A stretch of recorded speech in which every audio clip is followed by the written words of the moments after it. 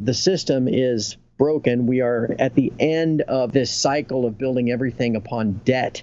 We are at that point where the exponential growth of the debt makes it unsustainable. We must be utilizing this time to prepare for this certainty, a new era that no one has really seen before, of significant inflation, a very weak currency, a lack of jobs, a lack of growth. I mean, all of these things are coming, and people need to be utilizing this time to prepare for that. Unfortunately, not many people are. As a responsible person with growing concerns for your privacy and personal liberty, you want to know where we're headed and what you can do about it.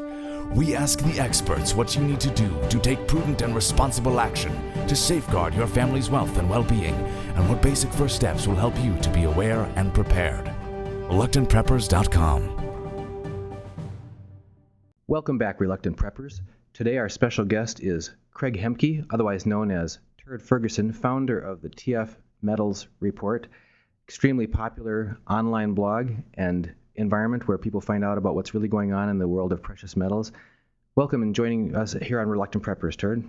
Again, it's my pleasure. Thank you. I'm hoping today that you could talk with us about what's really going on in asset markets, what people should and shouldn't trust as they look to really protect themselves, and maybe also at the end, if you could just let us know a little bit about what preparedness steps you've taken personally, walk the walk, so to speak. But just at the very beginning, a lot of people are very busy. They're in their careers, their jobs, they've got conventional sources of information that we're all being exposed to, and yet they may have this uneasy feeling that things are not as we've been led to believe. So could you speak a little bit to that reality that people are facing, what it may be that they're sensing, and some of the facts that you know that are going on in that arena? You know, it's an interesting point and a great question, because folks that sense that you know, in their daily busy lives of caring for their families and worrying about, you know, their aging parents and worrying about, you know, getting their kids into college and everything else, they likely sense, though, when they have the time to look around them, that things aren't right. You know, ever since the great financial collapse in 2008, I mean, here we're still talking about, hey, it's finally a recovery 6 years later.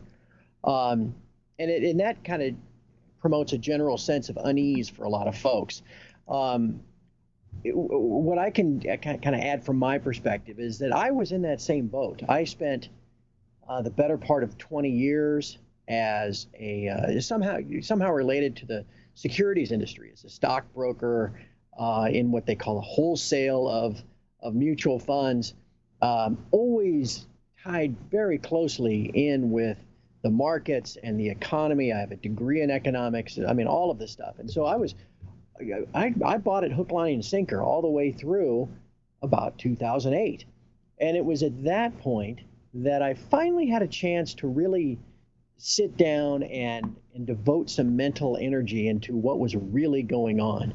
And so I guess what I'm saying is I was just the exact same as anybody else that might be listening and thinking, you know, wondering what is really going on and feeling uneasy about it. That's where I was in 2008. I just have had the benefit of being able to spend a lot of time just observing and thinking, and it really was a very eye-opening experience. And what I found is that it really isn't true at this point. What you read and what you are told in the financial media is all, I guess, what we like to call mope or spin, mope being a management of perceptions, MOP, and that Ben Bernanke and all of these folks that set monetary policy and run the Fed are big believers of what they call the wealth effect. That's something folks can Google if they want to, you know, find out more of what that means. And the wealth effect is this idea that if everybody can kind of feel like everything's going well, if you sense that you see that your 401k balance is going up, that everybody's going to feel great and things are just going to get better, and it's going to be this virtuous cycle. Since the economy has been kind of moribund and all the banks have been zombies since 2008, this mope, this spin that everything is just great and go out and buy yourself a new refrigerator has really taken hold. As part of all of that is the gross manipulation now of nearly every I guess we'll call it market, All right. all the way down to the stock market.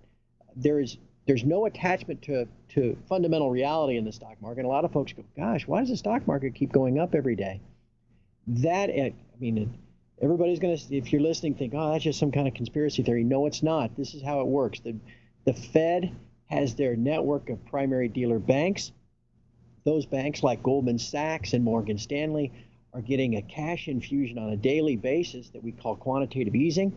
And part of that money is going directly into the stock market, buying highly leveraged things, derivatives, futures contracts, to keep pushing it higher, all in the grand scheme of this wealth effect, to create this illusion that all is well, when in fact all is not.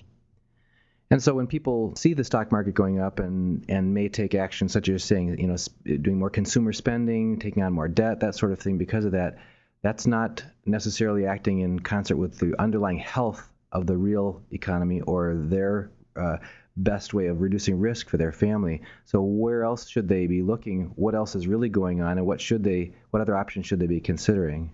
Well, another thing that people need to understand, the gross, I guess we'll call it the median income of the U.S.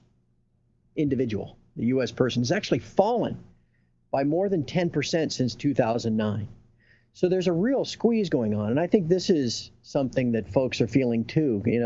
They recognize that maybe their wages are stagnant, or they're just happy to have a job, but all at the same time, the costs of everyday living are going through the roof. Whether it's a gallon of gasoline or a gallon of milk or the hamburger that you might buy to feed your family, everything, just the costs of daily living are skyrocketing. And that's really causing, I think that's another one of these factors that gives people pause to think, something just doesn't feel right. And so, yes, what you need first and foremost, what people really need to do is take it upon themselves to find out these things independently and not just simply be fed what the government and the media want you to believe is some kind of story, some kind of truth that that all is well and gosh, everything's great and it's nothing but sunshine and lollipops ahead. People need to sit down, trust their own instincts, believe their eyes, hear what comes in their ears, and then plan accordingly, because the system is broken. We are at the end of this cycle of building everything upon debt. That can only work until it doesn't. We are at that point where the exponential growth of the debt makes it unsustainable. And we must be utilizing this time to prepare, as I guess we're discussing, for this certainty of, I guess, and the strongest word would be economic collapse, but more likely a new era of that no one has really seen before, of significant inflation, a very weak currency, a lack of jobs, a lack of growth. I mean, all of these things are coming, and people need to be utilizing this time to prepare for that. And unfortunately, not many people are. So what are some specific steps that the average person can take to get started? It can seem daunting if you haven't stepped out of the conventional paradigm that we're all walking in lockstep in this modern culture. So what are some basic steps that people can take that don't seem overwhelming at first, just to get started? From a financial standpoint, you just have to expect, like I said, significant cost of living increases as we go forward. And so even if you don't have a lot of savings, even if you're not sitting on a $500,000 401k, you can protect yourself from that by I don't know when I say stockpiling or storing, but buying now at a cheaper price. If that means instead of buying just one new coat for your kids in anticipation of next winter, buy two. Because by the winter of 2016, things are probably going to be even more expensive than they are today.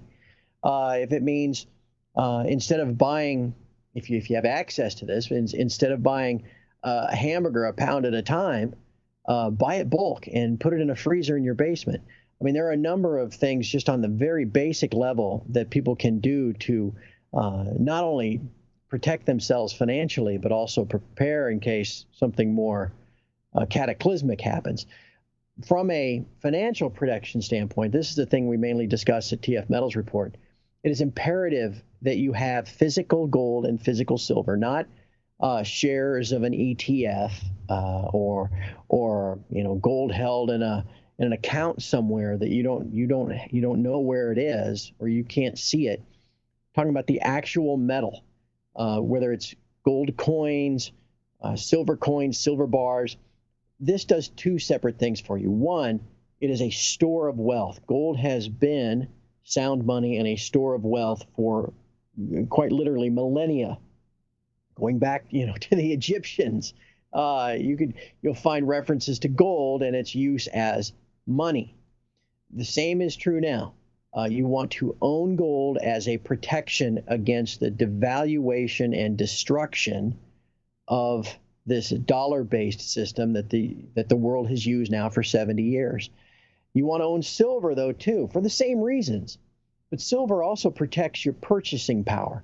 And in the event of a disorderly societal unrest type of situation, which is certainly possible, silver can be very valuable just because it's in much smaller denominations. Silver can be very valuable even all the way down at the barter level. Not saying that that's a certainty, but, something happens where there's a bank holiday, there's a run on cash, that type of thing. Having silver on hand, physical silver and physical gold, can also serve you just in terms of being able to acquire everyday goods. So precious metal is a significant part of your preparation for these events that are most certainly coming. Are there any other preparatory steps that you would either recommend or that you've done personally that you could share with our viewers? Well, I do. I don't store a lot of food. There are people you see on TV, with 3 and 4 years worth of water and food, and all that kind of stuff in a bunker. I don't have that, but I'm also not living day to day out of the pantry either. So you do that. I would really make sure you have something like a Berkey water filter and a bunch of extra filters, because if there were ever some type of situation where your grid collapsed, or heck, just a tornado went through your town, and you had a lack or not access to fresh water for 3 or 4 days, you're going to want something like that. We talk about your guaranteed, your insurance of precious metal, not only of protecting the purchasing power and as a store of wealth. That's obviously very significant too. But I got to tell you, all the way down, I would never have even considered 6-7 years ago being a gun owner and I guess what's the word I'm looking for? Not fluent, but practiced and accurate. Sure, a marksman. Yeah, there you go. I would never have thought of that. Again, it's not, I'm not a gun owner and an ammunition owner for that gun in preparation of, having to set up sandbags at the end of my driveway, and all that kind of stuff. Right. But, we've seen, there have been psychological studies done that if there are ever disasters, for the first 24 hours or so, everybody gets along fine. And everything's fine. After 48 hours, people start to get a little nervous that maybe no one's coming to help. And by 72 hours, everything falls apart. God forbid there's some type of war or, EMP event or something. All these things that are, the odds are stacked astronomically against it. But at the same time, you never know about, and there's even I don't want to say likelihood, but there's at least a potential that should there ever be significant societal unrest, and caused by some lack of food distribution or whatever, you're going to want some type of protection for yourself and for your family. And I'm not, like I said, I don't own a gun because I'm expecting a shootout at the OK Corral. However, in the unlikely event that something like that ever happens, I'm going to be glad that I have one. Right, and that wouldn't be the time that you could acquire anything if you needed one. So many people that we've seen experienced directly when there was severe weather events in our area, and stores were wiped out of things, or when Congress announces some restriction on high capacity magazines or ammunition or whatever, and we'd go to the sporting supply store and there's just nothing there.